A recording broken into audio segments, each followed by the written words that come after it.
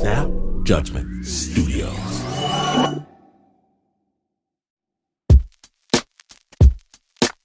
Okay, so you might not believe this, but in the rashness of an ill-spent youth, I went to law school. I actually liked it, but in law school, they try to trick you. They tell you that this raft of completely different Supreme Court decisions is some sort of cohesive whole. They pretend that there is such a thing as judicial logic, that all these contradictory judgments and philosophies about power and who gets to decide what, that it all makes some sort of sense. Perhaps you just aren't smart enough to get it.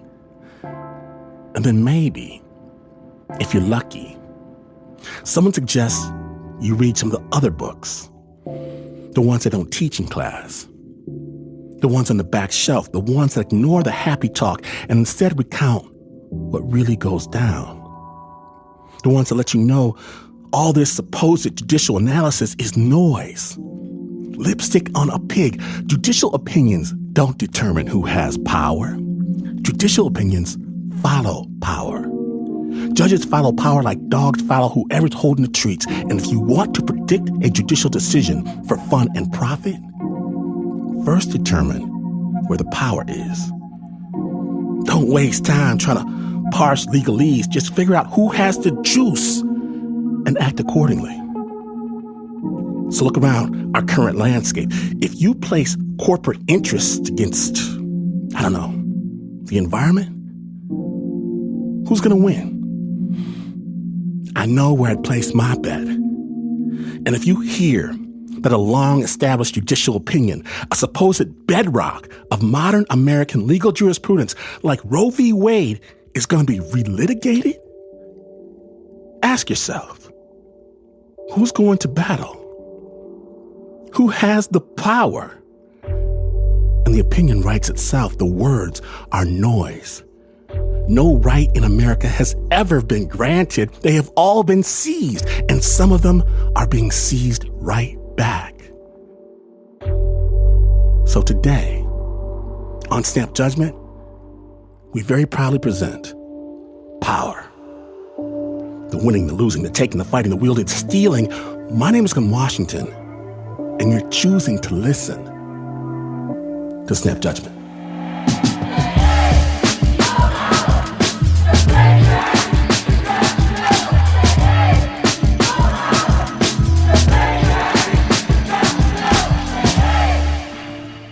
Now, the story you're about to hear was produced for BBC Radio 4 by Falling Street Productions, and as you likely know, people, especially women, are increasingly being threatened for simply speaking from their perspective.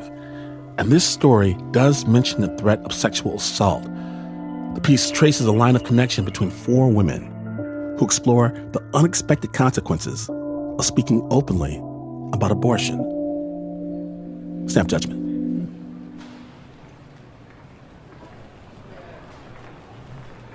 You kind of lose all sense of time. I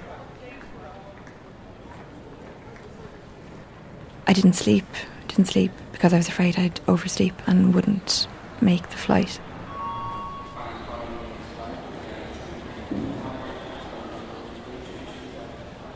There was a queue for security, and I just had this really strong sense of standing in that line and looking at other women, thinking, is it you? Are you travelling too?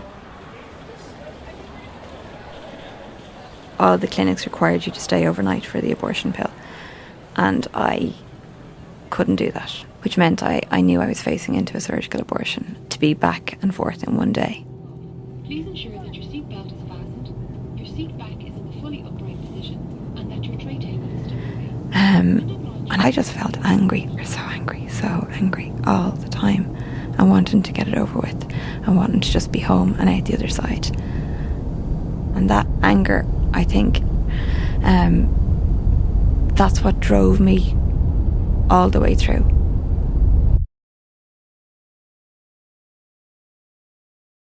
The campers went home.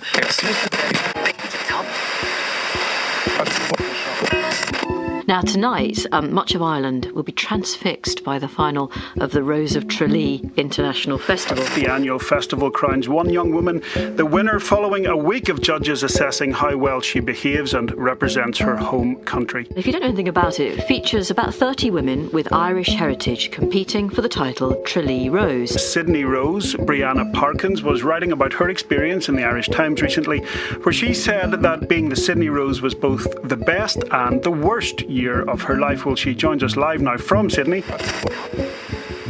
My name is Brianna Parkins. I was the 2016 Sydney Rose of Tralee, or as many people remember me, your one who gave out about abortion. The Rose of Tralee is a pageant without being a pageant. It doesn't have a swimsuit competition. You are not judged on looks. There's no world peace. There's no pouting. There's no posing. There's no modelling. Millions of people watching. Big live TV event. It's sort of like Eurovision in a lot of ways because it's so cheesy, but everyone watches it. The backstory to this whole thing is when I landed in Dublin, the repeal mural, the Mesa Art one, had just been taken down. Dublin City Council said it was too political, and that's sort of when the repeal movement got a big social media boost, and you had these women with jumpers and these T-shirts. Now, thousands of people are expected to take to the streets of Dublin as part of the Rise and Repeal March, which calls for abortion to be made legal. I just wanted a T-shirt. And I hadn't meant to wear it on the thing at all. It was just sort of, I might wear it at the end of it. I'm flying out going, "Hi, Sydney Rose supports you." Like at the very end, probably as a small personal thing rather than like a big statement. And I'm reading more and more about repeal while I'm there. And I'm getting angrier and angrier about the situation in Ireland where we basically said to women, we don't trust you. You're irresponsible. You can't make these decisions for yourself. Women who had wanted to have children and had non-viable pregnancies and then had been forced to go to England and then bring the remains of their child back in a shoebox in the boot of their car to have a burial. Women who have been made to miscarry over days and days and days, almost turning septic because a doctor can't just do a D&C and step in. And so this is just bubbling away inside me. And I start to think, how can I be a women's rights activist if this thing is happening before me, in front of me, in this country? What kind of hypocrite would I be if I got up and then just didn't mention the very obvious elephant in the room? Right, well, where are we off to next? This year's Sydney Rose is 25-year-old journalist Brianna Parkins, whose mum's family hail from Dublin's Liberty. I remember going out on stage and they make you wave to the camera like, "I'm the Sydney Rose," and you like do this really daggy wave to the camera. And I thought, right, no, I can't. I've changed my mind. Can't do it. Not happening. Sydney Rose, Brianna Parkins. Get through the whole interview, not even thinking about it. I'm like, oh, no, I backed out. I'll wimp out and I'll do like a lame tweet about it later on, about like, oh, but actually I meant this. This is fine. I can live with myself. I'll just go home and it'll be fine.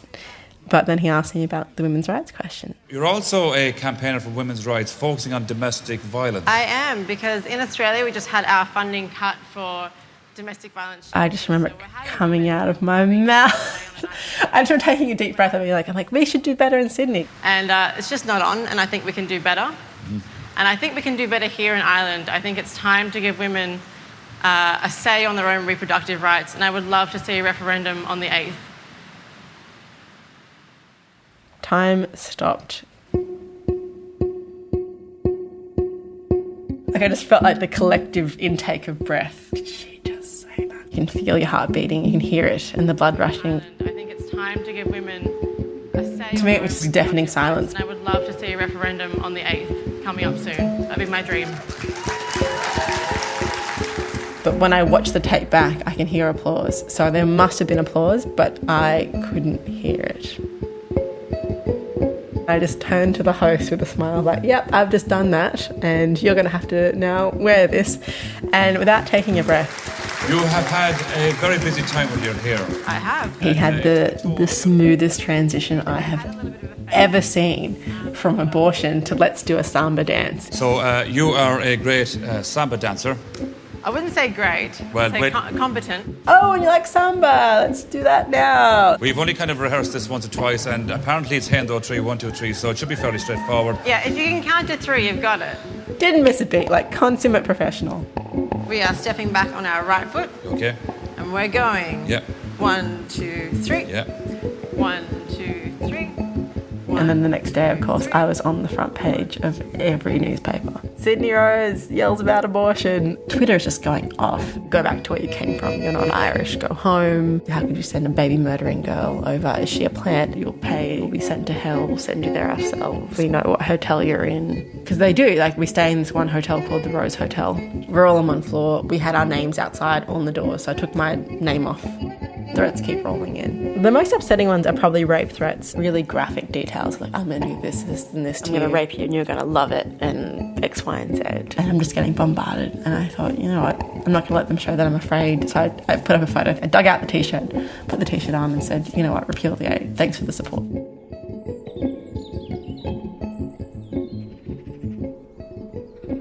I remember watching the dawn break over this little back street in Tralee and thinking, it's going to be okay. You'll move on. They'll forget about it. It's a 24-hour news cycle. You're just a contestant. You said a thing. People get over it. And they didn't.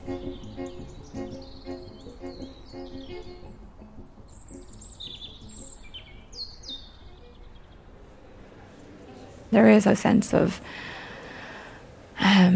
quietness about the day.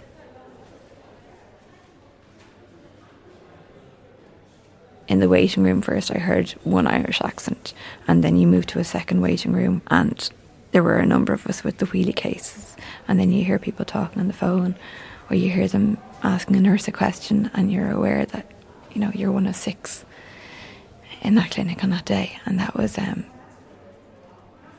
shocking to me, and it shouldn't have been, because all the statistics would have backed it up. But to be actually there on that day, on a random day, with 5 other women, was just, it was devastating.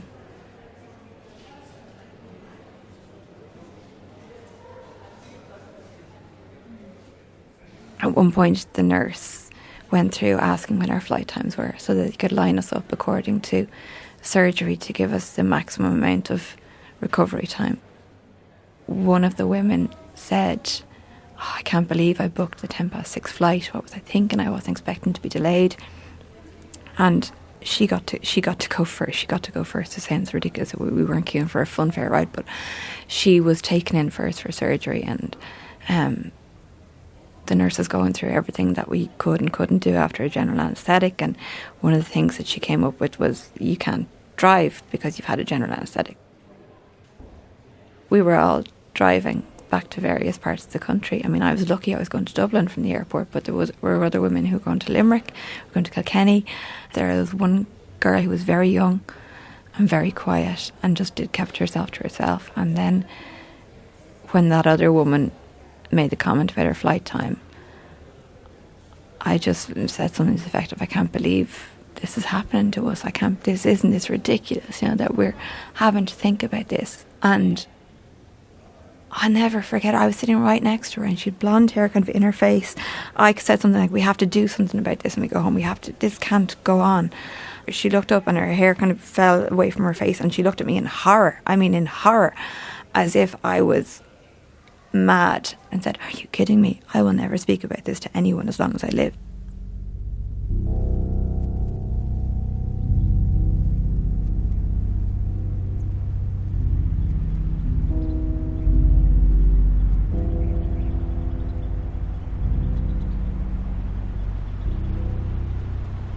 I'm Siobhan McHugh, and I come from Dublin originally, and I live in Australia, in a place called Austinmere, which is a beautiful place by the ocean.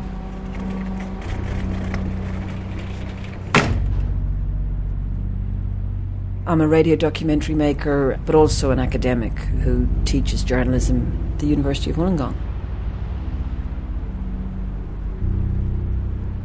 Bree Parkins was a student of mine, and so I saw this stuff erupting on Twitter. Referendum on the 8th, coming up soon. That'd be my dream. I got really emotional, I got really moved, because I couldn't believe that, 35 years after I had essentially lost my career in Irish radio for having the temerity to have a woman on who would even articulate and offer opinions about women's need to control their own reproductive rights. 35 years later, a young woman I had taught, she had gone back from Australia to Ireland and she'd stood up in public and she had claimed the space and just said so beautifully and so strongly and with such conviction that what she wanted to see was women to get the rights over their own bodies and to see a repeal to the Eighth Amendment.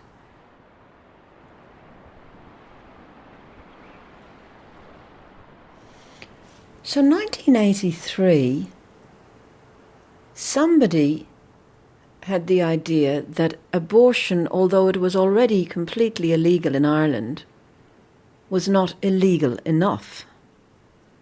And they thought that it should be actually written into the Constitution that the right of the fetus was equal to the right of the pregnant woman, which would ensure that nobody could give precedence to the woman and allow an abortion.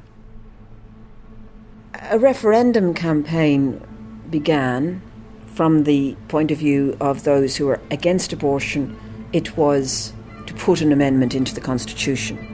Meanwhile, in the Irish Republic, a fierce political argument is increasing the divisions between the Catholic and Protestant communities. The controversy concerns the emotive social issue of abortion. Who in Ireland wants abortion?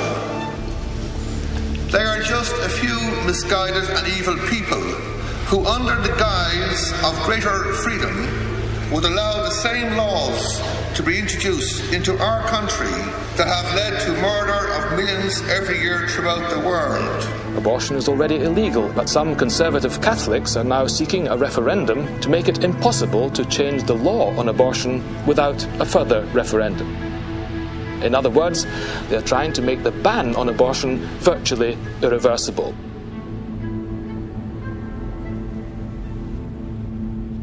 And it divided the country like nothing since the Civil War. So there were families split down the middle and people not talking to each other. I was, I'd been living away from home for 10 years at that stage. So all my friends were very much in the anti-amendment camp. But I was aware in the radio station, and obviously from debates in the newspapers and all the rest of it, of how divisive the issue was. And we had a policy at the radio station at the time about what you could do, balance, objectivity, and certain items, if they were subject to upcoming votes, you couldn't discuss them except in a news format within a certain period of time before the referendum. To recognise that, but also to recognise the interest in the people on both sides of the debate, my radio show had a format where between 9 a.m. and 10 a.m. we had somebody come into the studio, play 3 of their favourite records and, use that to sort of discuss their life history. And so I had proposed that one week we would have Anne Connolly as our guest, who had founded the Well Woman Centre, who could speak broadly about the new wave of feminism and women's rights. But she was not overtly identified with abortion. She was identified with women's rights to all kinds of reproductive and health rights.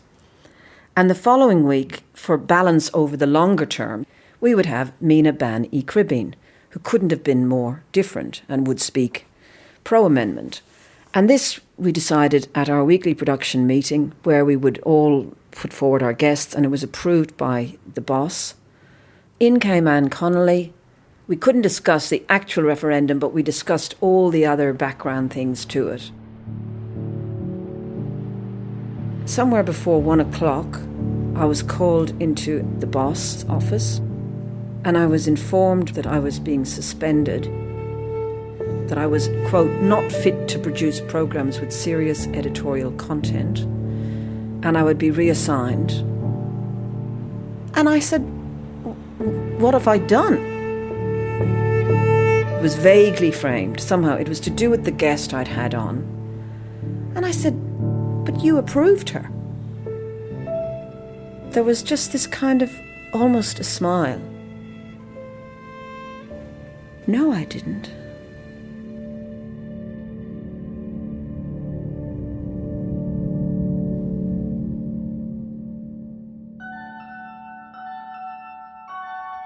Don't go anywhere, snappers. When we return, the consequences. Snap Judgment. We say pro-choice! We say pro-choice!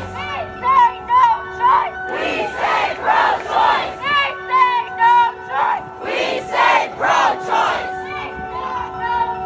We say pro-choice! We say pro-choice! Welcome back to Snap Judgment, the Power episode. Sensitive listeners are advised. When last we left, Siobhan McHugh, an Irish radio host, just had Anne Connolly as a guest on her show. Okay, well, my name is Anne Connolly, and back in 1978, I set up the Well Woman Centre in Dublin. While abortion is illegal in Ireland, referring women to clinics in Britain is not. Anne Connolly runs a women's health centre in Dublin and meets a great many women who come to her wanting abortions. Where do you stand as far as abortion is concerned? Well, the policy of this particular clinic is that we believe the decision of the woman is hers, and we offer a counselling service. And if at the end of counselling she decides she wants to have an abortion, we are prepared to help her. She can't have it here? She can't have it here. No, the penalty for abortion here is life imprisonment, no matter what the circumstances are. Life imprisonment? Life imprisonment, even if it's a teenage rape case. We couldn't get a landlord to give us a premises because of what we were doing. So the first challenge was finding somewhere. The second was finding doctors willing to work with us. We had a number of doctors at the very beginning, but about a week before we opened, they were told by the gynaecologist they reported to in the main acute hospital that they could choose between a career in that hospital or in the Well Woman. 2 nights before we opened, they told me they couldn't come to work, and I literally vomited from about 2 a.m. I mean, my nerves were completely shot. Like, I was 23 at that stage. I knew nothing about employment, the sort of legalities of setting up a company. Ugh. We also then had an opening which attracted no media attention. So our first morning, we managed to get 1 doctor, but no patients. And then later that afternoon, a group of people from an emerging group called Society for Protection of the Unborn, SPUC, as we used to call them, with emphasis, picketed outside our clinic. And we rang the media, and the media were outside the door in 5 minutes, and we were the front page of the evening papers and the following morning's paper. And the rest was history, because we had been launched.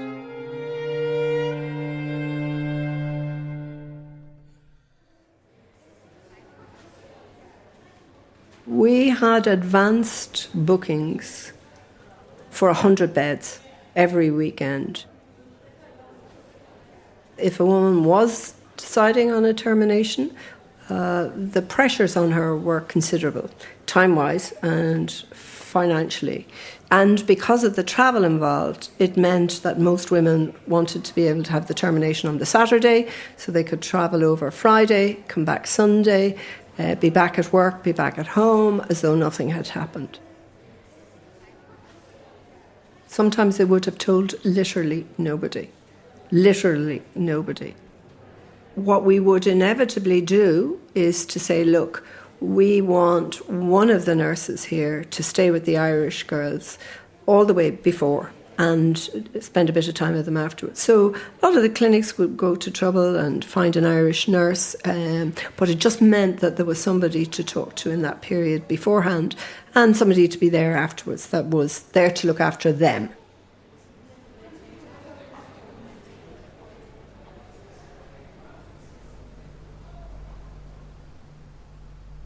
The one thing I do remember is the kindness of the nurses, the kindness of the staff and the normalcy of it, that it was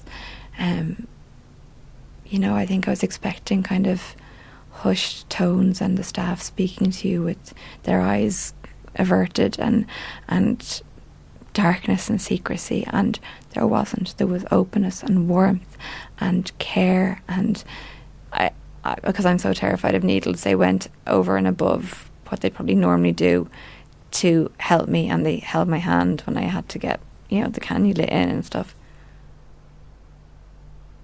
I was complication free and it was relatively straightforward, but you're still sore, and to have to do that and then just get in the taxi and get in the airplane, it was horrible.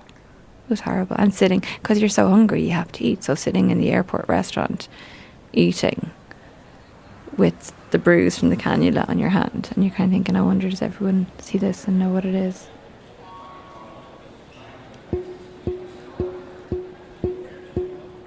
My flight was late, so I was just, scrolling on Twitter and, catching up on emails, and that was when I saw the Rose of Tralee hashtag, and I remember seeing the link with the hashtag Repeal the 8th, and I actually do remember what got me, because you had that intake of breath when she said it. I would love to see a referendum on the 8th coming up soon. That'd be my dream. And then you heard the applause. And that applause was just like, oh my God, the applause. I remember, wanting to go to people, beside me. They're clapping. In Kerry, they're clapping, that applause it was like a balm to me that day. This is other people saying it's okay. And I don't need other people to say it's okay, but it's nice today to know that. Plus, I want to buy that woman pints. We would like to thank you for your attention, and we wish you a very pleasant flight. I emailed Brianna to say thank you and to tell her where I was when I learned of what she'd done and how bizarre it was to be travelling back from my own abortion while she was lighting up the stage in Tralee. And I read it and I cried. And then I, of course, emailed her straight back and like, oh, thank you so much for your letter. It really meant a lot to me. She wrote back about how important it had been to receive my email because she'd had so much personal hassle over what she'd said and professional hassle and coming at her from all angles, and that my email and story, made her feel like it was worth it. And I just watched her go from anger to hope to action, and it was just so beautiful watching this woman who wouldn't even use her real name when she first emailed me because she was so scared of even publicly admitting that she had an abortion.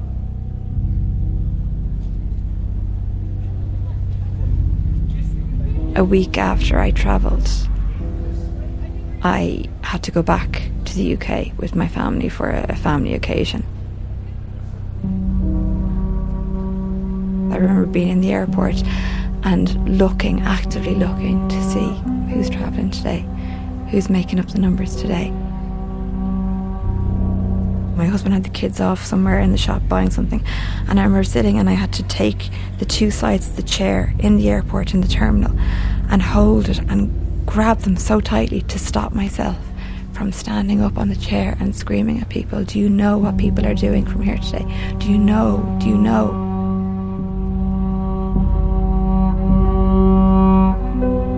About 5 months later, I have to travel through the airport again, so I printed out 60, 80 stickers, and I plastered the airport angrily in them, and they were in the gents, they were in the women's, and I plastered Stansted Airport with them, and the tube stations, on the plane. It started with travelling for an abortion. You're not alone. This airport holds the shadows of the tens of thousands of women who've travelled before you. We see you. We offer you strength and solidarity on your journey. We support you. Be well and get angry. They can't keep doing this to us. #Repeal the 8th. It just made me feel better. And it's something I've done a few times when I've travelled since.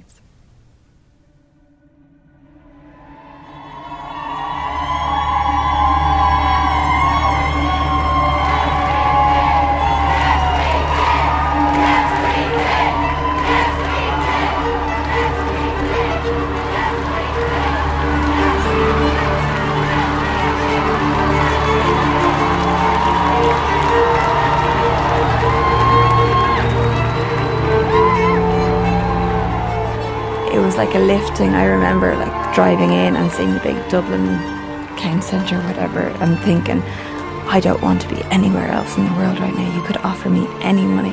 But after that exit poll last night, I want to be here today with my people, like with my Together for Yes people. Following are the results of the 36th Amendment of the Constitution. Everyone just coming in and waving and smiling and hugging. Votes in favour of the proposal, 1,429,981. It was phenomenal. Phenomenal.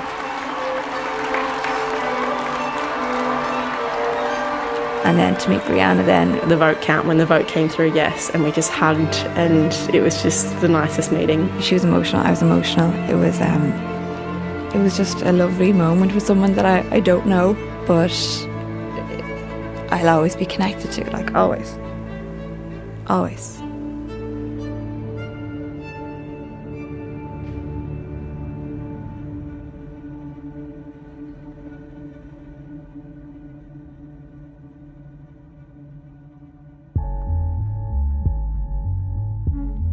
This story, A Sense of Quietness, was originally produced for Lights Out, a Fallen Tree production for BBC Radio 4.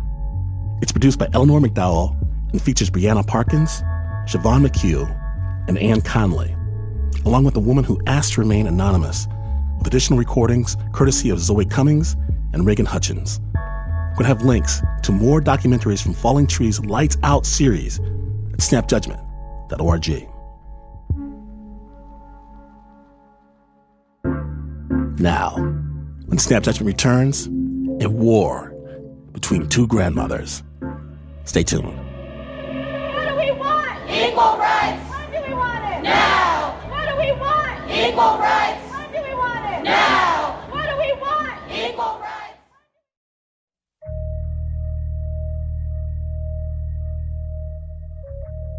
Welcome back to Snap Judgment, the Power episode. My name is Glenn Washington, and we've got the lights, the cameras, 3,000 screaming snappers at BAM, the beautiful Brooklyn Academy of Music, and for you, of course, the very best seat in the house. Sensitive listeners are advised. My dear friend, Mr. Josh Healy, on Snap Judgment, live.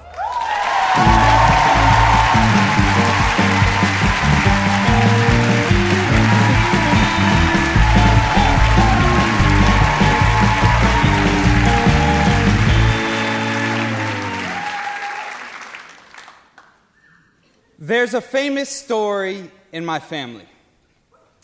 When my parents got married, there were two family members who were supposed to be kept as far apart from each other as possible. My great-grandmother Barbara and my other great-grandma Henrietta. Barbara and Henrietta, two little old Jewish ladies, two feisty, powerful giants, each standing tall at 4'10" in a babushka and heels.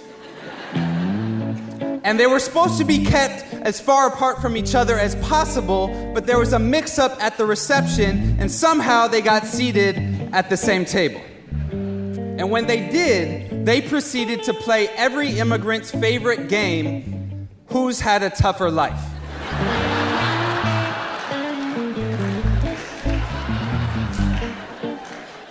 Barbara came out swinging. She said, well, you know that my family, we had to flee Russia when I was 5 because the army came and burned down our whole village.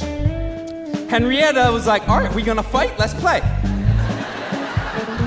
Henrietta's like, oh yeah, well, the boat my family came over on, it was so bad, my little sister almost died before we got to Ellis Island.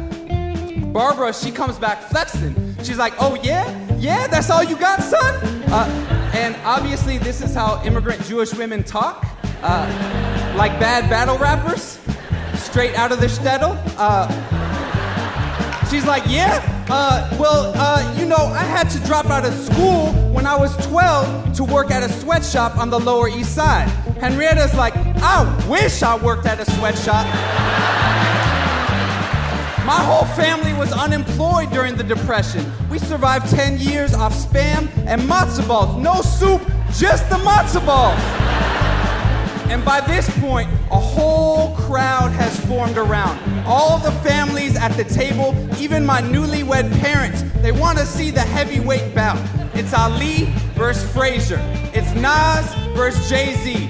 It's Barbara Rosenblum versus Henrietta Goldblatt, and Barbara goes in for the knockout punch. She stands on top of her chair, and in front of 150 guests at the party of my parents' wedding, shouts out, "I had 12 abortions." All self-performed.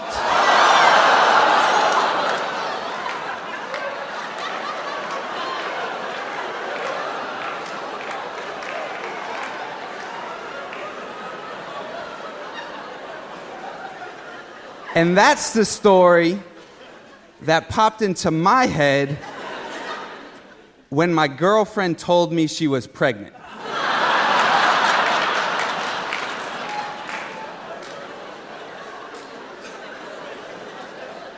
And I'm not proud that that was the first thing that popped into my head, but given what happened next, it was kind of crazy. I was 19 years old, a sophomore in college, so I was smart enough to know that when your girl tells you she's pregnant, the first sentence out your mouth should probably not contain the word abortion. So instead, I went for something far more sensitive and mature. When she told me, I was like, for real? Like, for real? You sure you're not just a little late? She said, I don't think so. It's been 15 days. 15 days? Man, I know nothing about women's bodies. But I thought I would be able to notice if she was preggers. Like she'd smell different. Maybe like applesauce. Or every time she breathed, there'd be a little more air coming out.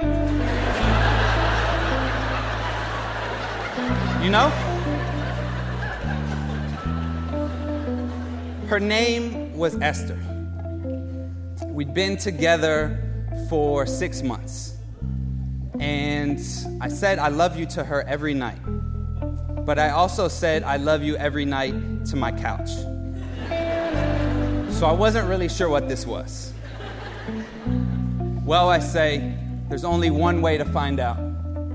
We go to the store, come back, and before I know it, I'm looking at this pregnancy test I just bought at Walgreens for less than a super burrito. I open the box, the cardboard cracking like thunder. I'm 19. I can't even legally have a drink to celebrate if it comes out negative. We go to the bathroom together. It's the first time I've seen a woman pee.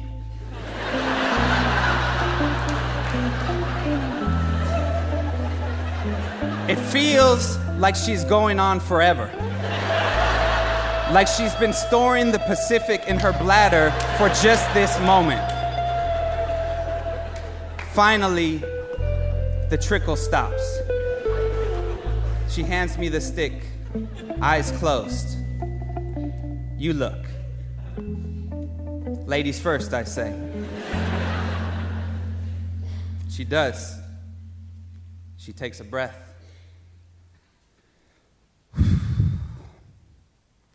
Looks like I'm gonna be drinking for 2 from now on. I'm pregnant. For real, I say? For real, she says, picking up her pants. So what should we do? And I know what I'm supposed to say, right? I'm supposed to say something supportive and strong and sensitive and sweet and serious all at the same time, which is really easy in the moment. So I say, maybe we should try another test? But I can tell that is not the answer she is going for right now. So I say, look. You know I'm here for you. I'm here with you. And whatever you want to do, you know I've got your back. And apparently your belly. what I'm really thinking is, please say you're not ready. Please say you're not ready. I mean, I don't want her to do anything she doesn't want to do, but I do want her to do what I want her to do for what she wants to do. You know what I mean? Esther sits down. She takes a breath. She takes my hand. She puts it on her belly. She says, I know we're not ready. I'm too young. You're too dumb. It's a direct quote. I know it's not right now, but I've always wanted to be a mother. I've always wanted to have a daughter. I say, you'd be a great mother whenever you think the time is right. She says, you know, it's funny. Ever since I thought I might be pregnant, I started thinking about baby names. If it was a boy, I was thinking Dominic. And if it was a girl, Barbara.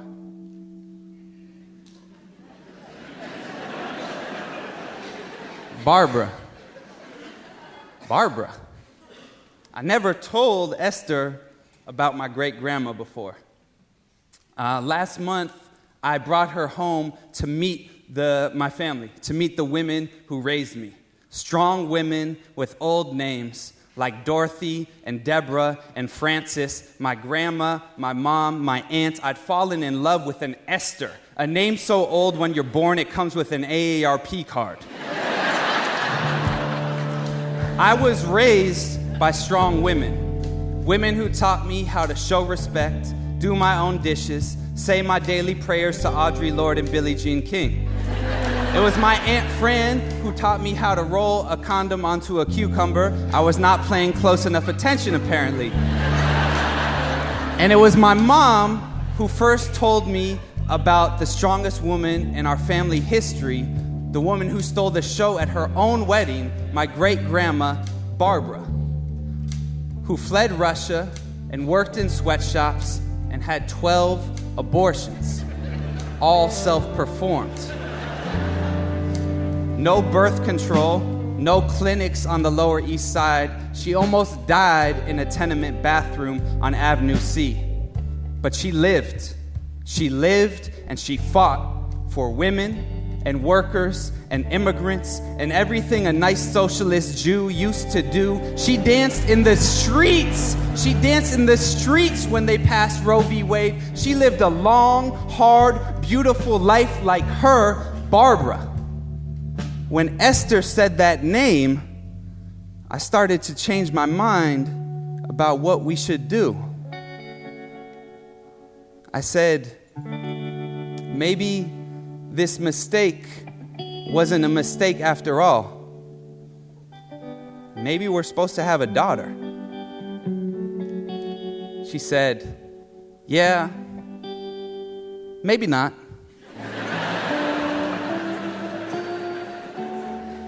Maybe not right now. I still need to become who I am, to become a woman. And you, Josh, you definitely need some time to become a man. And so a couple weeks later, we went to the clinic. And it was quick, it was safe.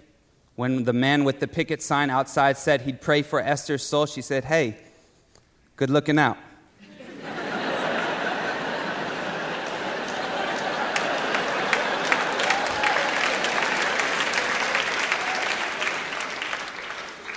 I held Esther's hand from when the doctor went in until the doctor came out.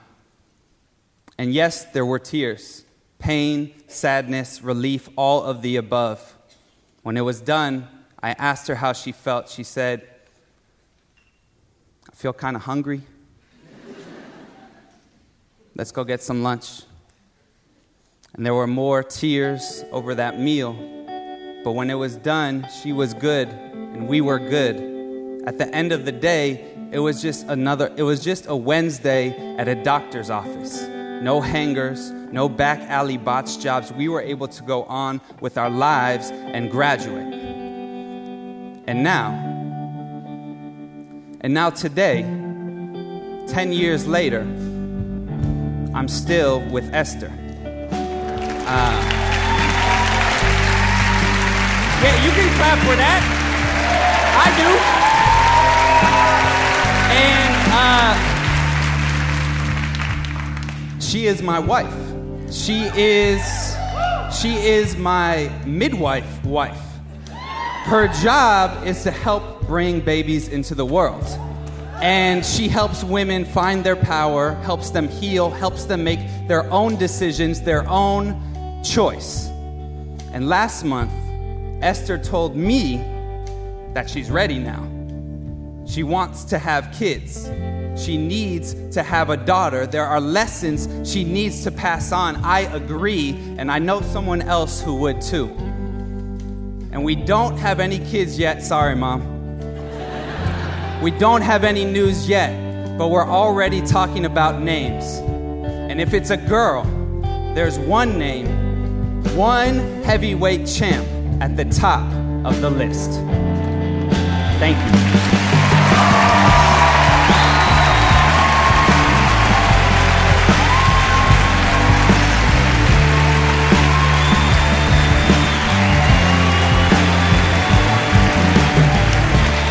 Joshua Healy.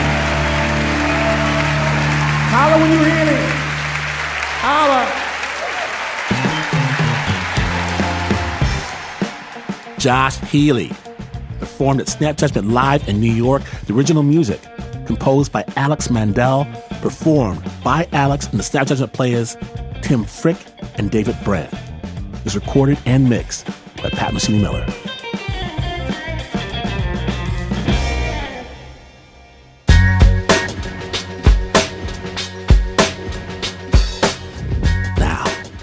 If you know someone lost and afraid, storyless, changed their entire world, tell them to follow Snap Judgment on any podcast platform because stories are life.